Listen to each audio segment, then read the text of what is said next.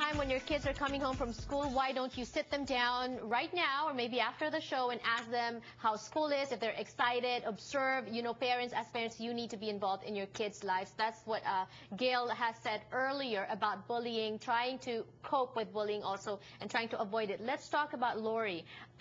So you were called chinks, mga ganyan. At what point in your life did it change, and what did you do for it to change? Did you do anything, or did you just pray for it to change?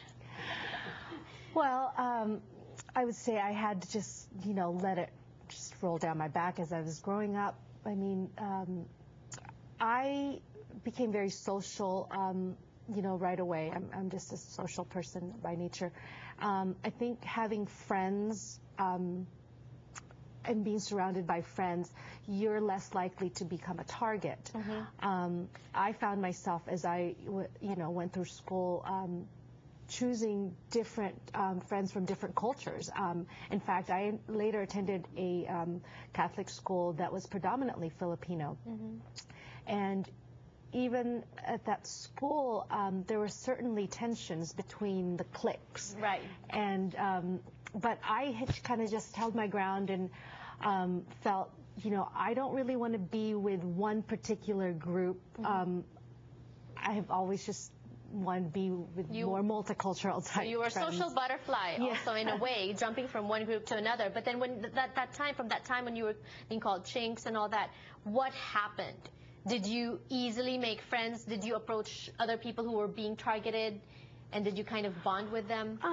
Well, as I've gotten older, I think I've learned that, being assertive is really important. I mean, even though that's not what we're taught, in a Filipino culture. Right. But believe it or not, actually, that year when I entered 5th grade, they had a campaign for class president. Okay. And I went up for it, and actually that fall I was elected as class president, and that kind of gained me a lot of confidence. Right. And in a way, that's one of the things that helped change things for me. I kind of had to prove myself and say, hey, listen, I'm more than just what you see on the outside. Right. And that was very brave. Maureen, with your case, what happened? What did you do? I was the one who was praying that it would just end.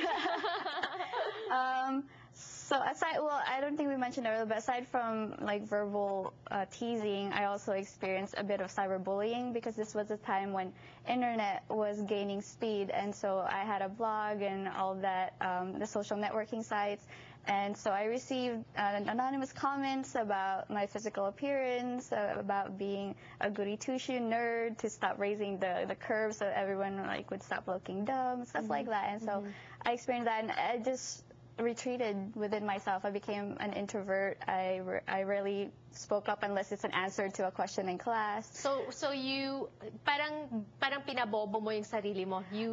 Well, no, not really. I had it in my mind that I just need to do really well in school and go to college, and mm-hmm. that would hopefully save me from that kind of experience. Right. And it did. And so I worked really hard through high school, and just kind of in college I went to UC Berkeley. Uh-huh. So it was very nice to go to a liberal progressive college where a lot of who I am at that point was embraced, and it was actually very empowering to be a Filipino immigrant in that space, because it was very rare for Filipino immigrants who immigrated here when they were around their teenage years to reach that point, and so that's how I dealt with it. And you're agreeing with their coping mechanisms? Well, yes, I think that each one of us have to find our own way. Mm-hmm. And the problem is, I think nowadays what we've seen, we just look at the TV, the news headlines, there have been really, really serious consequences for bullying. Mm-hmm. People have died and people have killed themselves because of bullying. Mm-hmm. And I think that that's something that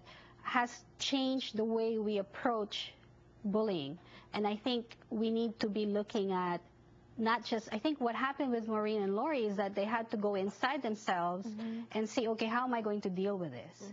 But unfortunately nowadays, or fortunately nowadays, we have a little bit more of a support now because of the awareness. But do we expect people who are being bullied to ask for help? Because obviously they're being targeted because you attack their confidence also, and so they tend to be more timid, and they tend to just not ask for help. Right. Let's talk about that when we return on the show, especially when those being bullied don't ask for help. How do we, as friends or even family members, help them? We will be back for more. Don't go away. Ang Kababayan LA ay hatid sa inyo ng McDonald's at ang mga bagong McCafe Espresso drinks. McDonald's na ba ang inyong bagong coffee house? Ang mga bagong McCafe Espresso drinks ay mabilis, masarap at mas mura pa. Kahit saan, kahit kailan.